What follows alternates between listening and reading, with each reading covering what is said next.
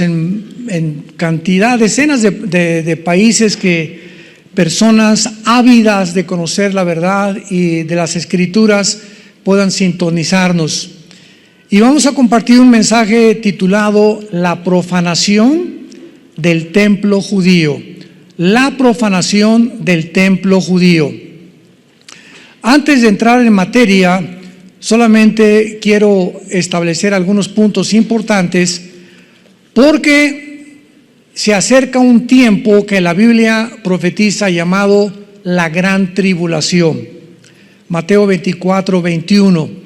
Porque habrá tribulación como nunca antes la ha habido, dijo Jesucristo. Estas son palabras del Señor Jesucristo. Porque habrá tribulación como nunca antes en la historia ha habido. Así que no se va a comparar con ninguna revolución del pasado, ni con una golpe de Estado, ni con guerras pasadas. No se va a comparar ni con peste, ni con la peste bubónica, ni con el cólera, ni con ninguna cosa que el ser humano haya experimentado antes. Y durante estos primeros 3 años y medio de la tribulación va a venir un sistema religioso que se llama la Gran Ramera, Apocalipsis 17, donde vemos a la bestia montada sobre la ramera. Y la ramera es el sistema religioso apóstata, o esta falsa religión que hace 2000 años ha sido la corrupción del cristianismo.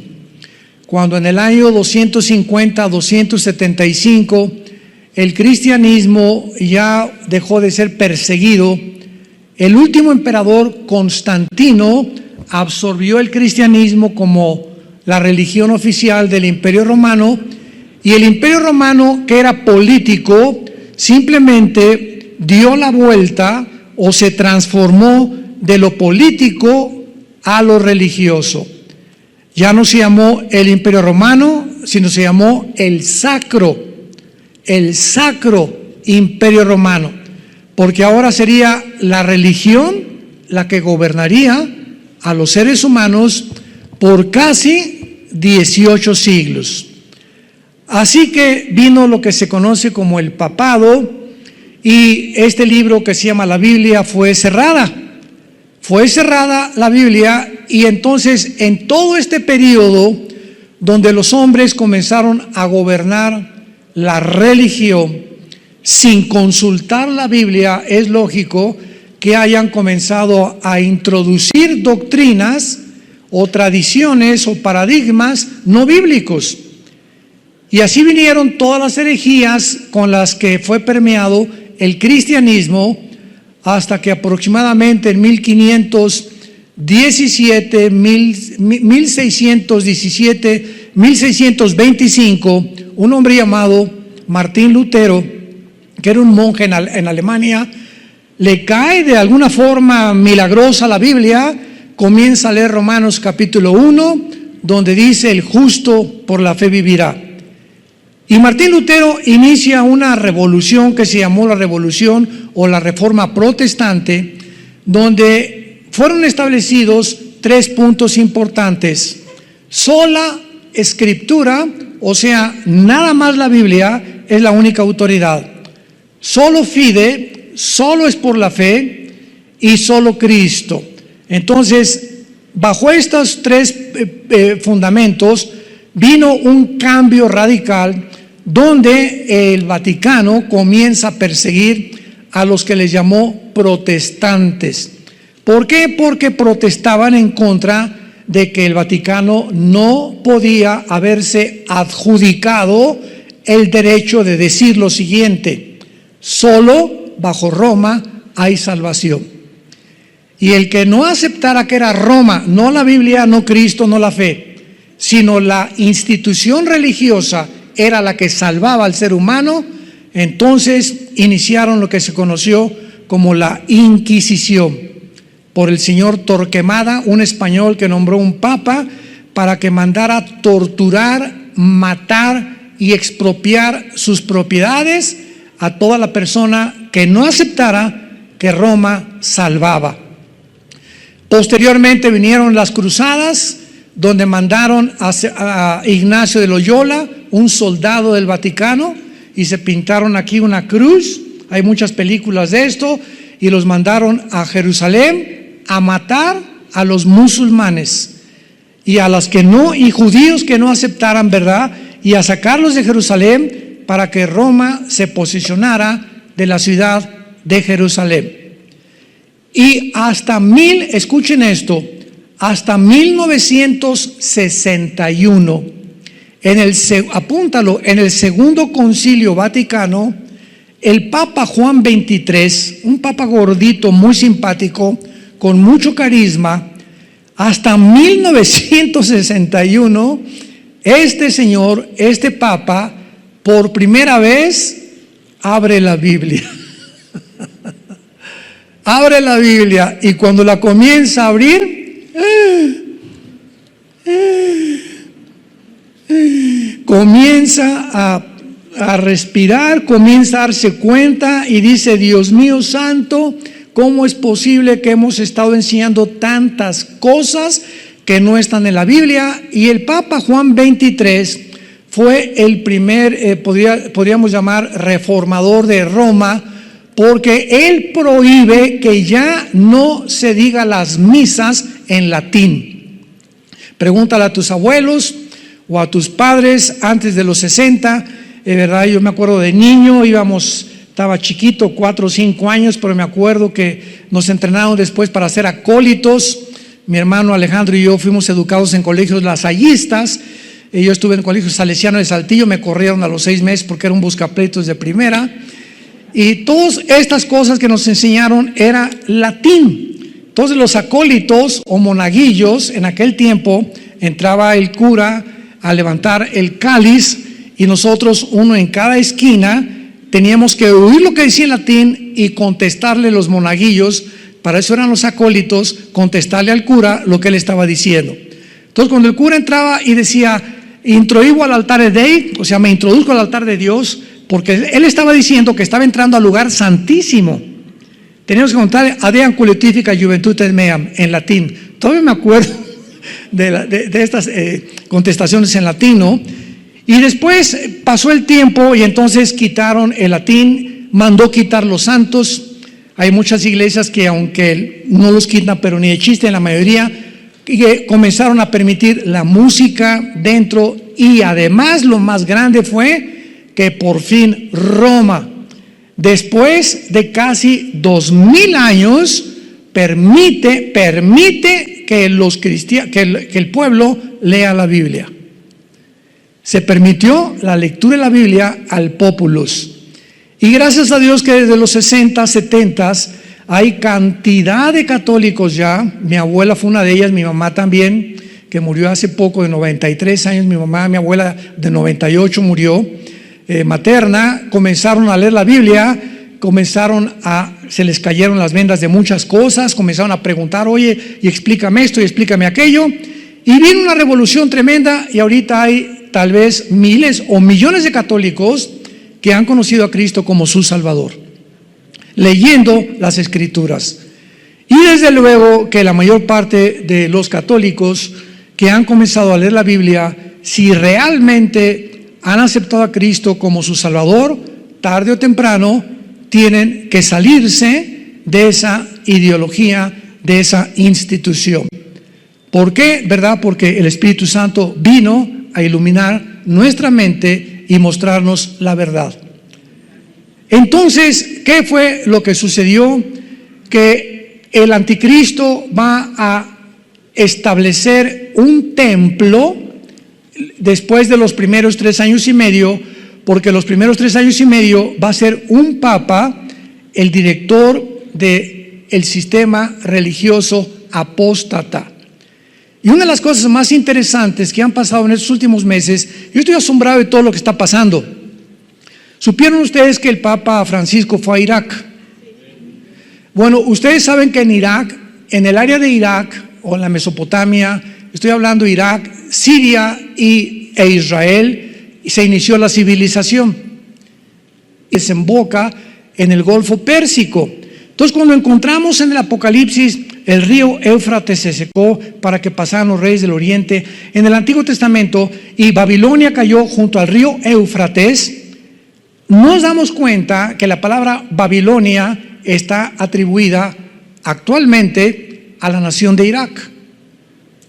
Y que la Biblia dice en Zacarías capítulo 5, versículo del 5 al 11, que en los últimos tiempos va a ser levantado un templo en Irak.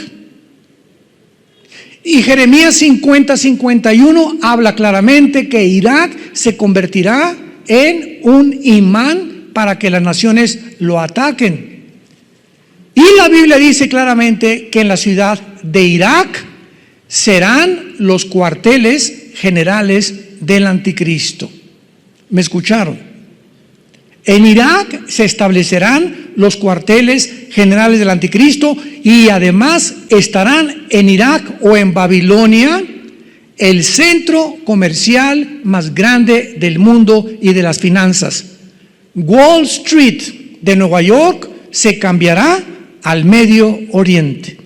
Y allí estará el falso profeta gobernando la economía e imponiendo a los seres humanos la marca del 666 o la marca del anticristo. Y ahora que leo que el Papa fue a Irak, digo, Dios mío santo, ¿con qué velocidad las profecías se están precipitando? ¿A qué fue? Bueno, ya leyendo, ¿verdad? Dice que él fue a unir a las religiones y a juntarse con el archimandrita griego y a juntarse con los directivos de otras religiones, musulmanes, etcétera, etcétera. Y es importante que ahora en Irak y en el área de Arabia Saudita se esté construyendo un templo para las 3 religiones del mundo. Lo pueden encontrar ustedes en el internet. Esto es impresionante, me pone los pelos de gallina. Va a ser un edificio para los católicos, otro para los judíos, otro para los cristianos. Y ahí fue el Papa y la Biblia profetizó que esta región geográfica se convertiría en el centro del comercio y en el centro de la política internacional. Así que nos encontramos en tiempos, como les dije anteriormente, muy interesantes. En el libro Apocalipsis capítulo 13 que acaban ustedes de abrir, dice la Biblia en el versículo 11, vi otra bestia que subía de la tierra con 2 cuernos semejantes a los de un cordero, pero hablaba como dragón. Muchos han atribuido esta segunda bestia o el falso profeta al Papa, pero no es así, porque esta bestia, que es el falso profeta, y el anticristo, si leemos bien Apocalipsis y Daniel, encontramos que solamente se les otorgó, se les permitió 3 años y medio para gobernar el mundo, nada más. Y el falso profeta y el anticristo, al terminar la gran tribulación o los últimos 3 años de la tribulación, los 2 van a ser arrojados al lago de fuego. Así que no puede el falso profeta ser el jefe del sistema religioso de la gran ramera. El sistema religioso, Apocalipsis 17, es Roma. Va a ser la ciudad del Vaticano, que es la única religión en el mundo que tiene un banco, que tiene leyes, que es independiente del gobierno de Italia, que tiene su propia policía y que además tiene un lugar en las Naciones Unidas. Ninguna otra religión tiene un asiento en las Naciones Unidas, porque el Vaticano está considerado un estado político y una religión. ¿Ven ustedes la mezcla? La política con la religión. Y siempre tiene que haber la separación del Estado de la Iglesia. Roma violó esto y juntó la política con la religión.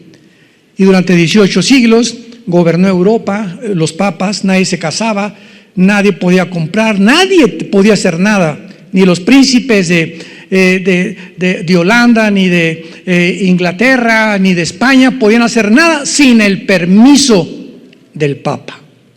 Ahora bien, este falso profeta, entonces, vamos al libro de Daniel, capítulo 9, y veamos que el anticristo va a hacer un pacto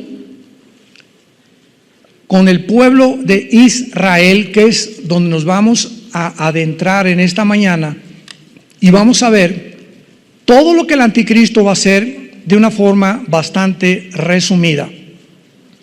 Dice Daniel 9, versículo 27, está hablando del anticristo o del príncipe que en el versículo 26 ha de venir. Por otra semana, esta palabra semana, Shavuot, es de 7 años, que son los 7 años de la tribulación. Por eso se le llama la semana 70 de Daniel, porque esta semana falta de completar los 490 años de las 70 semanas que en el versículo 24 se le prometieron o profetizaron a Daniel. Por otra semana, o sea, está hablando del anticristo, o por 7 años, confirmará el pacto con muchos, y a la mitad de la semana, o sea, a los 3 años y medio, ¿me van siguiendo? A la mitad de la semana, la mitad de 7 es 3 y medio, hará cesar el sacrificio y la ofrenda. Después, con la muchedumbre de las abominaciones, vendrá el Shamem, en el hebreo, que se tradujo el desolador, o el devastador, o el destructor, hasta que venga la consumación y lo que está determinado se derrame sobre el desolador. Durante este tiempo el anticristo entonces va a entrar al templo judío hasta los 3 años y medio o a la mitad de la tribulación. Los primeros 3 años de la tribulación no le corresponden al anticristo. Él estará como un espectador o teniendo relaciones con el Vaticano, pero el Vaticano impondrá un sistema o una religión del ecumenismo, se llama, de unir a todos, musulmanes, hindúes, católicos, protestantes, apóstatas, etcétera, etcétera, bajo una sola bandera. Esto lo inició el Papa Juan Pablo II, cuando en los 90s fue a la ciudad de Isis, ahí en Italia, y ahí el Papa juntó a brujos, juntó a archimandritas, juntó a musulmanes, juntó a hindúes, juntó a todos los líderes que pudo juntar para orar juntos por la paz del mundo, bajo esa bandera. Vamos todas las religiones a orar por el mundo entero. Se oye muy bonito, ¿verdad? Y se oye muy loable, y se oye también, digo, ¿verdad? Cualquiera podría decir, bueno, pues esto es algo, ¿verdad?, que necesitamos hacer. Pero la pregunta es que la Biblia dice, ¿podrán 2 juntos caminar si no estuvieran de acuerdo? ¿Le estamos orando al mismo Dios? ¿Cómo puedo yo orar con un musulmán cuando él le ora a Alá y él me puede decir amén, cuando mi Dios es el Dios de la Biblia, el Dios es Mahoma o Alá? ¿Cómo puedo orar con un hindú cuando tienen 7 millones de dioses? Oye, ¿a cuál estás orando? ¿A cuál de todos le estás pidiendo? Entonces, esto es una bandera que suena bonito, juntemos todas las religiones, pero a los ojos de Dios es una abominación. Dios es el único Dios verdadero y es el primer mandamiento. Adorarás a Dios, tu Dios, sobre todas las cosas. No te harás imagen ni escultura, ni adorarás, ni te inclinarás ante ningún otro Dios. Cuando venimos a la Biblia, venimos al único Dios, y ese Dios es un Dios celoso, en el sentido que nos dice desde ahora, deja tus ídolos, deja todo aquello que tú considerabas que podías juntarlo, porque yo soy el único Dios verdadero y quiero que me conozcas, que me sirvas y que me adores en espíritu y en verdad. Muy bien, veamos entonces rápidamente lo que hará el anticristo durante este tiempo. Se los voy a deletrear rápidamente. Número 1, va a anular a la mitad de la tribulación el pacto que firmó. Ahorita lo vamos a ver en Isaías 28. Va a anular el pacto. 2. Va a participar con Israel en mentiras y engaños. 3.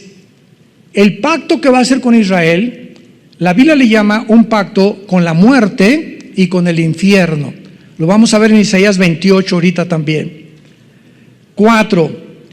La muerte y el infierno, qué interesante, aparecen en el cuarto sello del Apocalipsis, como la muerte y el Sheol, o como el infierno y la muerte. Número 5, Israel va a firmar este pacto y lo va a aceptar por temor a una invasión militar, y se le va a conceder reconstruir el templo judío. Por eso los rabinos van a ser engañados, porque el anticristo les va a prometer que van a reconstruir su templo y que nadie se va a intervenir, ni los musulmanes se lo van a quitar. Y pues rápidamente los judíos van a firmar el pacto con el anticristo. Número 6, el verdadero contenido del pacto no va a tener nada que ver con el conflicto con los palestinos, porque ahorita está hirviendo Israel entre los palestinos y entre los judíos. El presidente Joe Biden declaró hace algunos días de que él iba a buscar la manera de que se estableciera dentro de la tierra de Israel un Estado palestino. Ahorita los palestinos dentro de Israel ocupan dos lugares principales: la Franja de Gaza, que está hacia el mar, donde se conoce, ¿verdad?, como la Filistea del Antiguo Testamento, y donde el gobierno de Mahmoud Abbas, el jefe de la organización terrorista de Hamas, la palabra Hamas en hebreo significa los violentos, están al frente explotando a los palestinos porque el pobre pueblo no tiene la culpa. Y cuando bombardean y lanzan cohetes a Israel, no son los palestinos, son el grupo terrorista de Hamas, dirigido por Mahmoud Abbas, y se esconden en los hospitales y en las escuelas para decir: no, los judíos nos contestaron el fuego y nos destruyeron los hospitales y las escuelas. Cuando usan de escudos a los niños y a los enfermos y a los médicos para justificar sus crímenes. Entonces ahorita toda la Franja de Gaza está ocupada por un grupo terrorista y por el pueblo palestino, que está sufriendo lo que este grupo está haciendo. Y también dentro de Israel está lo que se conoce como Judea, que es la zona donde está la ciudad de Jericó. Y ahí están los palestinos controlando Belén, donde nació Jesús. Ahí están ellos, y Jericó. Y es interesante lo que vamos a ver más adelante. Pero ahora quieren que un estado sea y repartan a Israel, a Jerusalén, la mitad. Ahorita tienen el templo oriental nada más los judíos, pero quieren los palestinos toda la tierra de Israel. Porque el que fundó la Organización para la Liberación de la Palestina, en 1972, Yasser Arafat, que mató a todos los atletas en 1972 en Múnich, en Alemania. ¿Se acuerdan ustedes? Hay películas de esto. Mandó matar a todos, los secuestraron de la Villa Olímpica, los mataron en un helicóptero con una granada, cuando los se los querían ya llevar a su tierra. Y entonces Golda Meir, la primer ministro en aquel tiempo, inició la persecución, y a todos los que mataron a los atletas se los fusilaron, ¿verdad? Y los eliminó el Mossad, que es la agencia secreta del gobierno de Israel. En séptimo lugar, el verdadero contenido del pacto probablemente tenga que ver con el deseo, repito, de edificar el templo. Porque los judíos, imagínense, ahorita el templo, ¿dónde está? ¿Dónde está ahorita el templo judío? No existe. Pero ¿dónde se encuentra geográficamente? Debajo de la cúpula o de la mezquita de Omar, que es esta cúpula dorada que en cualquier foto de Jerusalén se ve. Cuando fuimos a Jerusalén, muchos de ustedes nos permitieron entrar, nos teníamos que quitar los zapatos, ¿verdad? Ahorita ya no se puede entrar adentro, pero en aquel tiempo nos permitieron entrar, éramos como 300 los que fuimos en ese viaje a Israel. Y esta cúpula, debajo de la cúpula esa dorada que ves en las fotos, debajo se encuentra sepultado lo que era el templo judío, que en el año 70 después de Cristo, él lo profetizó en Mateo 24, no quedará piedra sobre piedra, derribaron completamente e incendiaron Jerusalén, y fueron expulsados los judíos hasta el 48 que regresaron. Y en el año 604 después de Cristo, un musulmán, ¿verdad? Omar, uno de los musulmanes, levantó la mezquita. Entonces esa mezquita fue levantada 600 años después sobre el templo judío. Y los judíos, para que puedan reconstruir el templo, imaginémonos, pues tienen que destruir la mezquita, ¿verdad? Tienen que hacerla a un lado, por eso no lo han podido hacer. Ahora, si esto sucede, imaginémonos la guerra que sobrevendrá en el Medio Oriente cuando les quiten a los musulmanes su mezquita. Si así se amarran bombas y se avientan, porque hay 72 vírgenes esperándolos en el cielo, pobres niños, ¿verdad? Que desde niños los adoctrinan, que si son mártires, son héroes delante de Alá. ¿Cómo no van ellos a provocar una guerra internacional si les quitan la mezquita, que es el lugar más sagrado? Porque dicen que de ahí Mahoma en un caballo blanco se fue al cielo. Entonces algo va a pasar, no sabemos, una guerra, tal vez la invasión de Ezequiel 38, que se junta Rusia, Turquía, Irán, Libia, Indonesia, algunas naciones del norte de África, se vienen sobre Israel, son destruidas de acuerdo a Ezequiel 39, y tal vez después de esa devastación destruyan la mezquita, y entonces el anticristo les permite y les garantice a los judíos, una vez que destruyeron la mayor parte de las naciones musulmanas, que pueden levantar su templo y puedan comenzar otra vez a adorar como lo hacían en el Antiguo Testamento. Ahora, muy bien, vamos a hacer alguna especulación con la agenda del anticristo. Repito, es una especulación que podemos imaginarnos lo que puede suceder, porque mientras en Apocalipsis 11 los dos testigos se han muerto, ¿se acuerdan? Que la bestia que sube del abismo, que es el anticristo, los va a matar. Mientras maten a los dos testigos, el anticristo tal vez por televisión estará viendo, ¿verdad?, dando a conocer a todos sus actividades del templo judío, porque los dos testigos serán muertos en la segunda parte de la tribulación. Y veamos a continuación, especulando un poco, las posibles actividades que el anticristo hará en la ciudad de Jerusalén. Vamos a escoger el viernes como su punto inicial y les explico por qué. Viernes, ahí está el anticristo, no sabemos si en un hotel o en su casa, viendo los cadáveres de los dos testigos en Jerusalén, en la misma plaza. Viernes en la noche, el anticristo regresa a su hotel, prende la televisión y observa la manera como el mundo se regocija y se mandan regalos porque mataron a los dos testigos. El sábado, el anticristo, porque tiene que ser sábado, entra al templo y lo profana, exaltándose como un dios, mientras los dos testigos continúan muertos en la plaza de Jerusalén. El sábado en la noche, el anticristo tal vez regresa a su hotel, prende la televisión para ver la reacción del mundo cuando él entra al templo, porque lo van a seguir cámaras de televisión, y él entra al lugar santísimo y ahí ponen una imagen que el falso profeta le va a dar vida. Esto se encuentra en Apocalipsis 13. El falso profeta le va a dar vida, y esta palabra vida es neuma en el griego, que es espíritu. A ver, ¿cómo podía esto suceder? Muy fácil.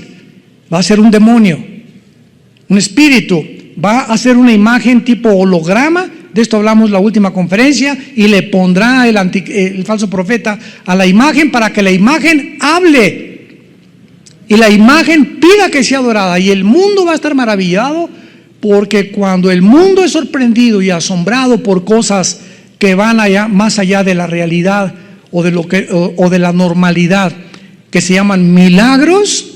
El mundo está dispuesto a adorar a un buñuelo que apareció la Virgen en un árbol, o a un santito que le sale sangre. El mundo se hinca inmediatamente ante cualquier cosa que vaya más allá de lo normal, lo atribuyen a Dios, cuando la Biblia dice que no todo lo sobrenatural es de Dios.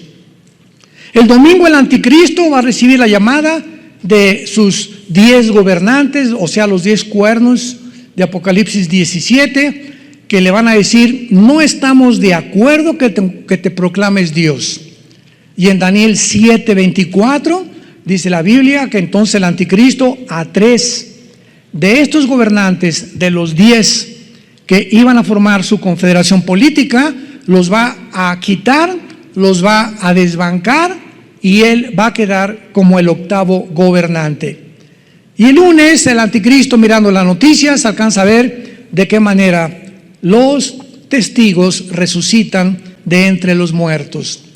Esto es, repito, de carácter especulativo, pero más o menos podríamos imaginarnos que es la forma como se van a llevar las cosas durante 3 días, cuando el anticristo entre el sábado al lugar santísimo. Vayamos ahora a Isaías 28, el pacto que el anticristo va a firmar con muchísimos más, al versículo 18. Isaías 28, del 15 al 18. Con mucha atención, por favor. Por cuanto habéis dicho: pacto tenemos hecho con la muerte, e hicimos convenio con el infierno, o con el Sheol. Cuando pase el turbión, la palabra turbión apunta a lo es la tormenta o una inundación militar. Pase una tormenta militar o una invasión militar que se llama turbión, la palabra shakat en el hebreo, no llegará a nosotros. Es lo que el pueblo judío está pensando, porque hemos puesto, así que nos informan que Israel ha firmado un pacto para evitar una turbión o una invasión militar. Desde luego, y la invasión militar azotará a Israel, porque no es cierto que el anticristo los va a proteger más que por 3 años y medio. Versículo 16. Por tanto, Jehová el Señor dice así: he aquí yo he puesto en Sión por fundamento una piedra, que es Jesús, piedra probada, angular, preciosa, de cimiento estable. El que creyere no se apresure. ¿Qué está diciendo Dios? En lugar de que ustedes hayan hecho un pacto con el anticristo, yo anteriormente voy a poner una piedra firme, angular, preciosa, y sabemos que se refiere a la persona de Jesucristo. Y anuncia a Dios con casi 700 años de anticipación: el que creyere no se apresure. O sea, no se apresuren, judíos que van a vivir en ese tiempo, a firmar con el anticristo, porque no todos los rabinos van a firmar. Van a haber muchos que van a decir: ahora entiendo lo que Dios dijo, no voy a firmar este pacto. Y Dios los va a proteger en la ciudad de Petra, al sur de Jordania, de acuerdo a Isaías 63, del 1 al 3. Y dice el versículo 17: y ajustaré el juicio a cordel y a nivel la justicia, y granizo barrerá el refugio de la mentira, y aguas arrollarán el escondrijo. Cuando dice la Biblia: ajustaré el juicio a cordel y a nivel la justicia, son instrumentos para construir. Todos los arquitectos usan una plomada, que lo que significa cordel y nivel de la justicia, dándonos a entender el Espíritu Santo que es realmente la construcción y la edificación del templo de los judíos lo que va a ser levantado durante este tiempo.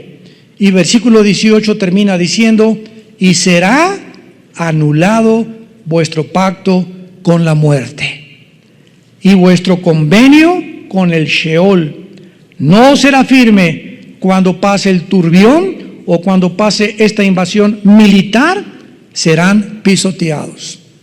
Desde este momento el anticristo se proclama Dios, implica que él deshará las 3 religiones más importantes de su tiempo, que serán el sistema de la ramera, el judaísmo y el cristianismo. Va a acabar el anticristo con estas tres religiones y él va a proclamarse Dios.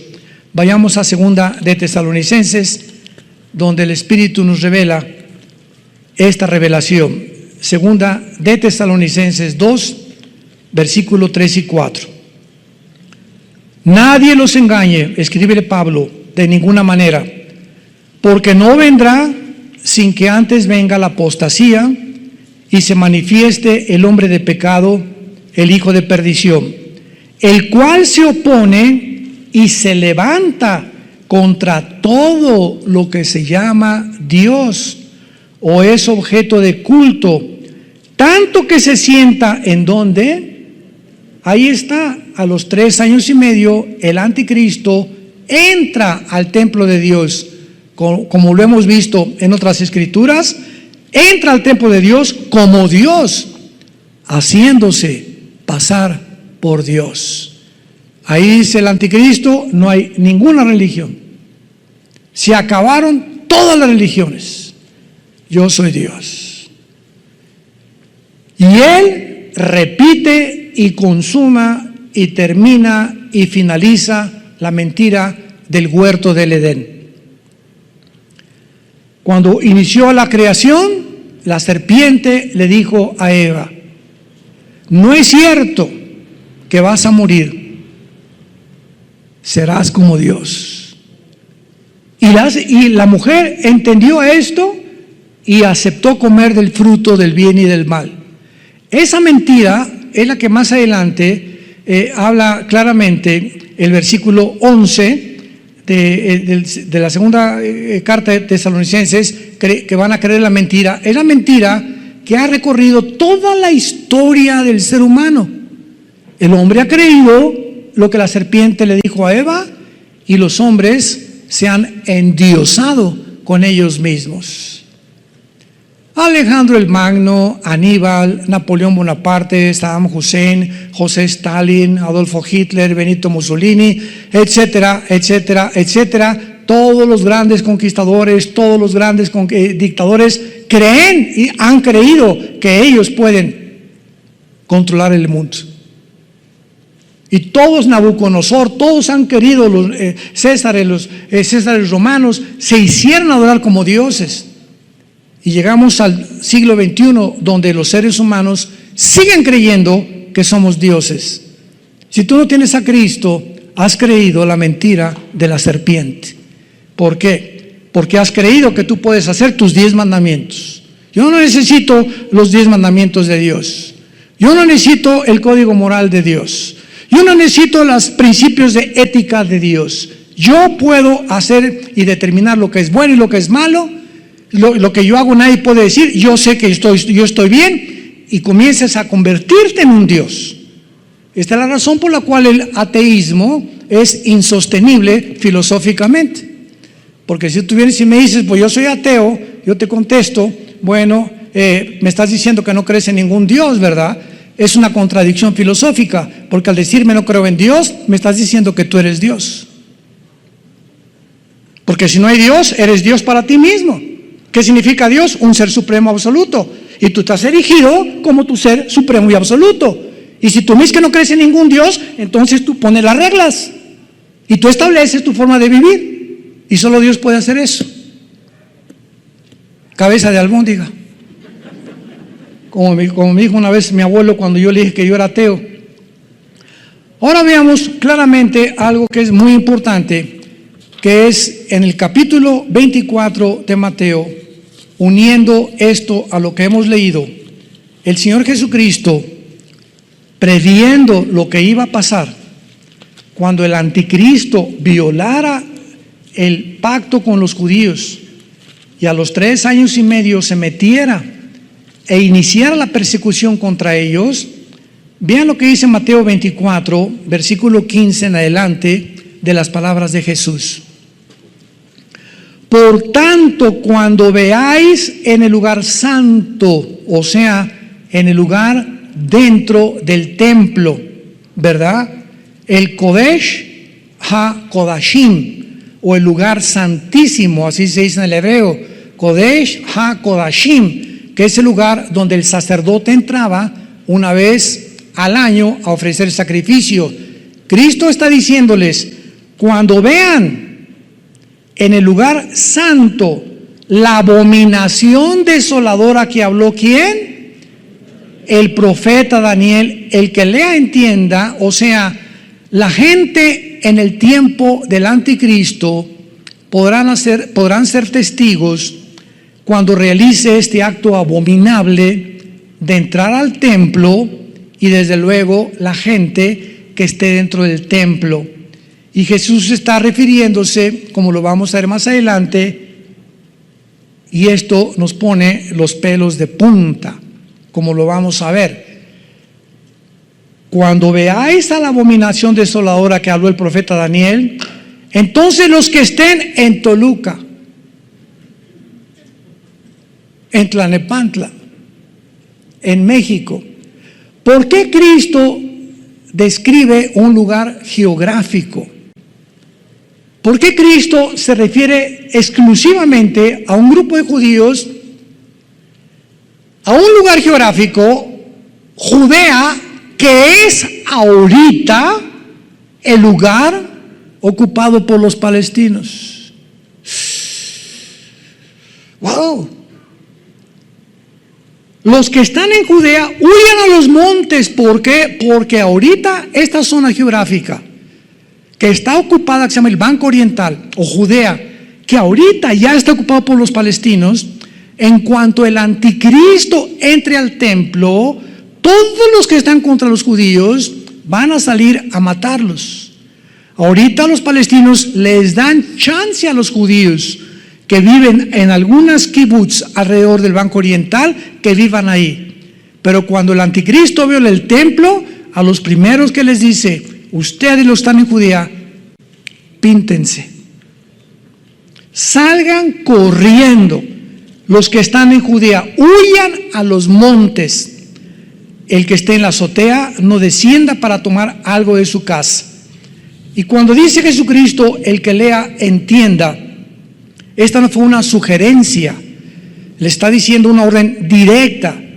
En otras palabras, debido a la importancia y a los detalles de este versículo, todo el que lea esto debe comprender que es urgente que no regresen a su casa ni por lo que hayan dejado, ni por el pasaporte, ni por nada. Cuando vean ustedes en la televisión, el anticristo entró al templo, salgan corriendo, porque los que no obedezcan les va a pasar lo que le pasó a la mujer de Lot cuando huyeron de Sodoma y de Gomorra. ¿Se acuerdan?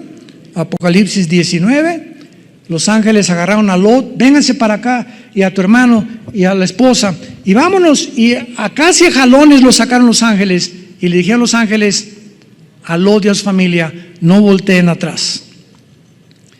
No se atrevan a voltear atrás. Y la mujer de Lot volteó para atrás. ¿Por qué? Porque era una carnalota.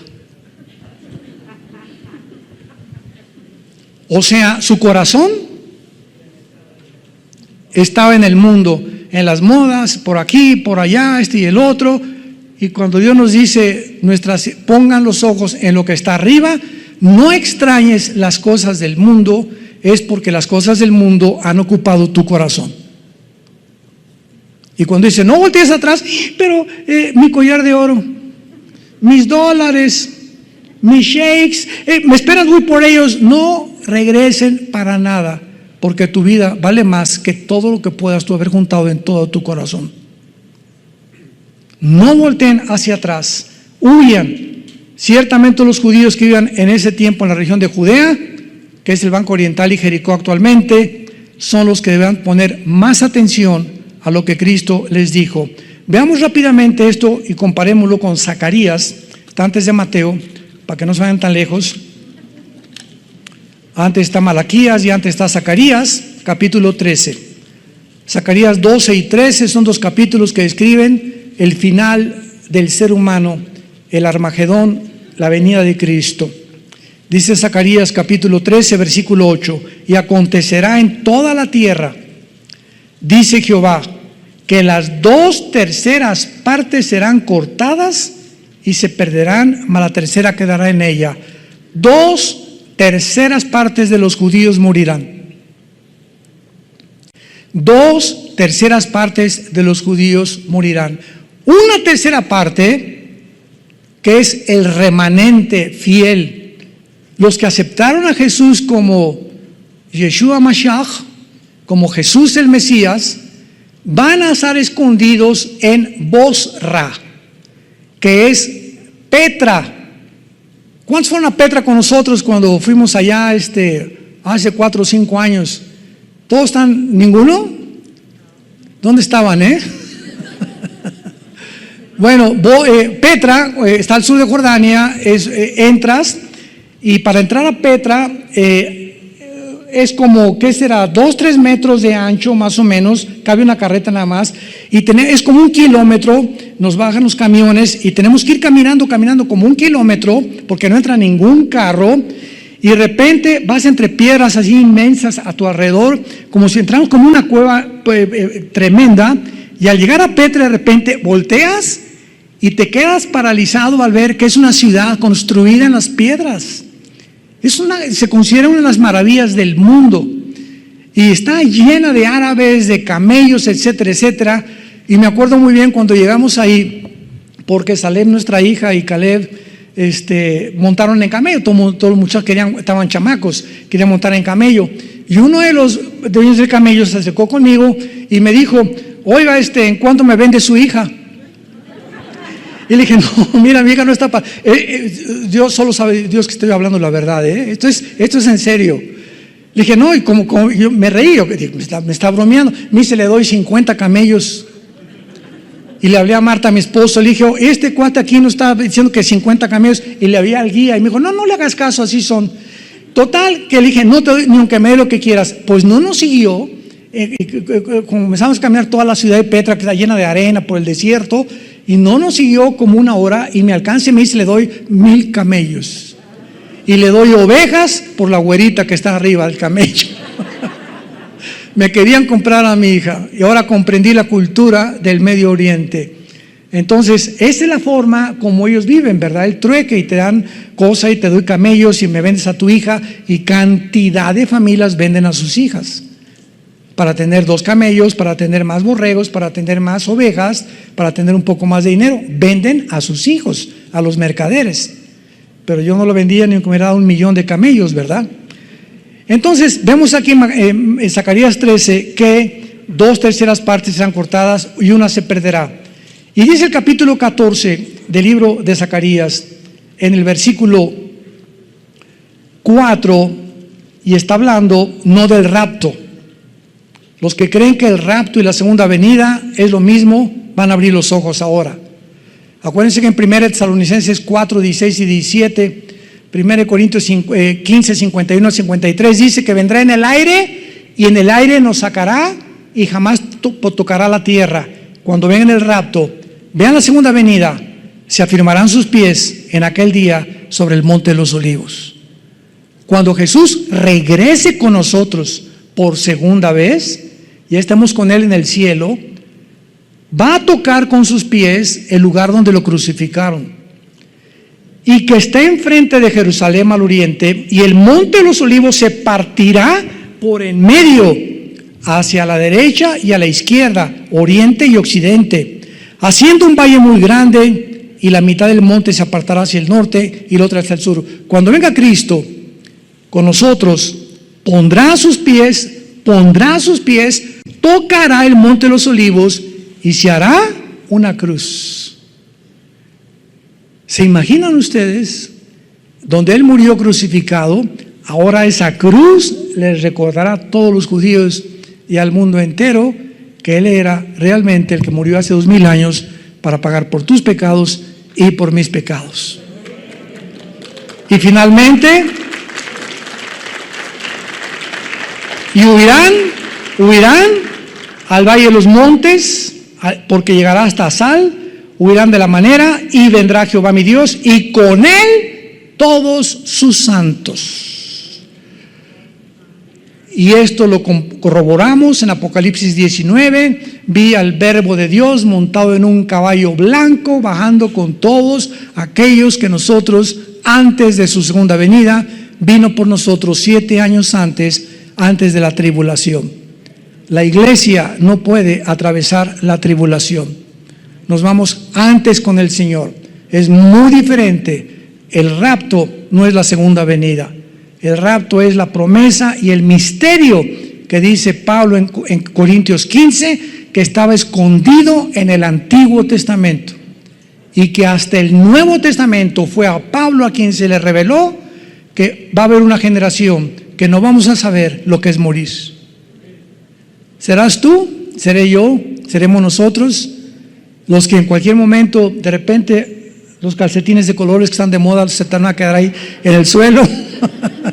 Tus guaraches, tus zapatos, tu bolsa de Gucci y todo lo que tú te hayas comprado, ahí se queda y desaparecemos. Y el mundo como loco, desaparecieron millones de personas, los noticieros de televisión, aviones que van a chocar porque los pilotos desaparecieron, congestionamiento de tráfico, congestionamiento de los noticieros, todos los niños van a desaparecer de todos los cuneros y de todos los, ¿cómo se llama? Los kinders, etcétera, etcétera.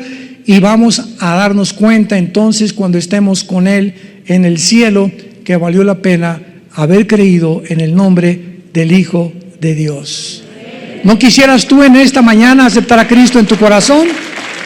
Ante este panorama glorioso que la Biblia nos da, las profecías no son para asustarnos, son para prepararnos a encontrarnos con Él.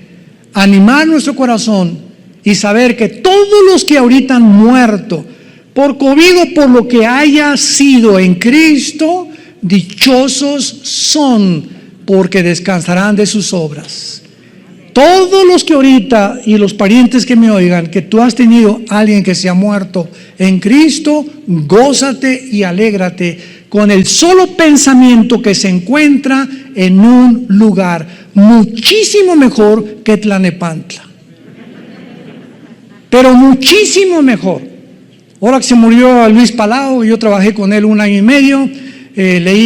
Oí su mensaje que él dio antes de morir y no saben cómo me llegó, me traspasó en el alma.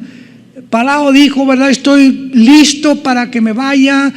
Se murió de cáncer, tuvo como 2 años con el cáncer. Estoy contento, lástima que no nos vamos mi familia y yo en el mismo avión. Así dijo en su video, lo puedes ver en internet. Pero estoy gozoso porque me voy con el Señor y no tengo por qué estar triste porque ya en cualquier momento vienen por mí. Ese es un hombre de Dios. Ese es un hombre que puede morir como murió Pablo. Mi muerte y el Coliseo romano me está esperando, pero he peleado la buena batalla, he echado mano de la vida eterna, por lo cual me está esperando la corona de justicia, la cual el Señor me dará, y a todos los que amamos su venida. Padre, gracias por tu palabra. Gracias por la esperanza bienaventurada y la manifestación gloriosa de tu Santo Hijo Jesucristo. Bendito sea el Dios y Padre de Jesucristo, que nos ha hecho renacer para una esperanza viva por medio de su resurrección de entre los muertos.